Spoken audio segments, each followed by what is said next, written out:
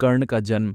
पहला अन्याय। हस्तिनापुर की महारानी कुंती, जो अभी अविवाहित थीं, ने महर्षि दुर्वासा के वरदान से सूर्य देव का आह्वान किया। स्वर्ण कवच और कुंडलों से सुशोभित एक तेजस्वी बालक उनकी गोद में प्रकट हुआ, परंतु कुंती लोकलाज के भय से उसे एक पत्तों से बने डिब्बे में रखकर गंगा में प्रवाहित कर देती है।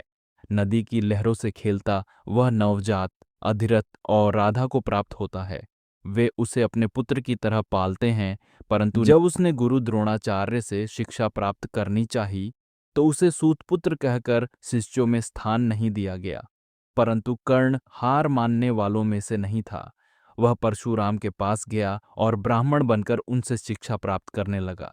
उसकी लगन ने उसे एक अद्वितीय धनुर्धर बना दिया, परंतु नियति ने फिर एक कठोर वार किया। जब एक दिन परशुराम विश्राम कर रहे थे तो कर्ण उनकी गोद में सिर रखकर बैठा। अचानक एक जहरीला कीड़ा कर्ण की जांघ में घुस गया। कर्ण ने दर्द सहा, पर गुरु की नींद न टूटे, इसलिए वह चुपचाप खून बहने देता रहा। जब परशुराम की आंख खुली और उन्होंने यह देखा तो उन्हें समझ आ गया कि यह कोई क्षत्रिय ही हो सकता है। तूने मुझसे झूठ बोला, क्षत्रिय होकर ब्राह्मण बनने का छल किया, इसलिए मैं तुझे श्राप देता हूं कि जब तुझे अपने विद्याओं की सबसे अधिक आवश्यकता होगी तब यह तुझे याद नहीं आएंगी। द्रौपदी का अपमान। कर्ण भी वहां पहुंचा। मछली की आंख भेदने की परीक्षा उसे कठिन नहीं लगी, परंतु जब वह उठकर आगे बढ़ा तो द्रौपदी ने व्यंग्यपूर्वक कहा, मैं किसी सूतपुत्र से विवाह नहीं करूंगी। सभी की हंसी गूंज उठी। कर्ण का हृदय आहत हुआ, परंतु उसने कुछ नहीं कहा। कर्ण के अपमान को देखकर दुर्योधन आगे आया और उसने कर्ण को अंग देश का राजा बना दिया। कर्ण की आंखों में पहली बार सम्मान की ज्योति जल उठी। तू अब राजा है कर्ण, अब कोई तुझे सूतपुत्र कहकर अपमान नहीं करेगा। उस दिन से कर्ण ने दुर्योधन को अपना मित्र और स्वामी मान लिया।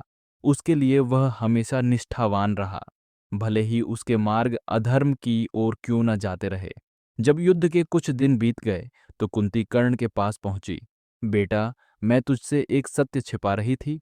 तू सूतपुत्र नहीं, मेरा ही पुत्र है। तेरा रक्त वही है जो पांडवों का है। छोड़ दे दुर्योधन का साथ और अपने भाइयों के साथ आ जा। कर्ण का हृदय हिल उठा।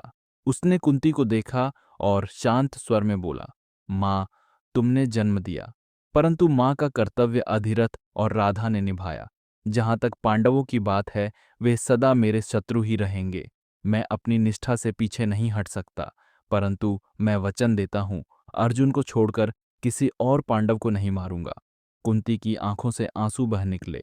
युद्ध के 17वें दिन कर्ण और अर्जुन आमने सामने थे। दोनों महारथी थे, दोनों अजेय थे। बाणों की वर्षा हो रही थी। युद्ध इतना भयंकर था कि स्वयं देवता भी इसे देखने के लिए आकाश में एकत्रित हो गए। अचानक कर्ण का रथ धरती में धंसने लगा। कर्ण नीचे उतरा और उसे निकालने का प्रयास करने लगा। तभी उसने अर्जुन की ओर देखा और कहा, धर्मयुद्ध के नियमों के अनुसार जब कोई योद्धा निहत्था या असहाय हो तब उस पर आक्रमण नहीं किया जाता। मुझे अपना रथ ठीक करने दो, फिर हम युद्ध जारी रखेंगे। अर्जुन अपने धनुष को नीचे करने ही वाला था कि कृष्ण बोले, अर्जुन, क्या कर्ण ने अभिमन्यु को निहत्था छोड़ दिया था? क्या कर्ण ने द्रौपदी का अपमान नहीं किया था? यह धर्म युद्ध है, संकोच मत करो। कृष्ण के शब्दों ने अर्जुन को प्रेरित किया। उसने अपना बाण उठाया और कर्ण के सीने को चीर दिया। कर्ण धरती पर गिर पड़ा। सूर्यदेव, जिन्होंने उसे जन्म दिया था, अपनी संतान को निर्जीव पड़ा देख बादलों में छिप गए। कर्ण का अंतिम संदेश जब युद्ध समाप्त हुआ तो भगवान कृष्ण अश्वत्थामा से मिलने गए और बोले, कर्ण जैसा योद्धा इस धरती पर दोबारा जन्म नहीं लेगा। उसने जीवन भर अन्याय सहा, फिर भी उसने अपना धर्म निभाया। वह पराजित हुआ परंतु अमर रहेगा। कर्ण की मृत्यु हो गई थी, परंतु उसकी कथा अमर हो गई।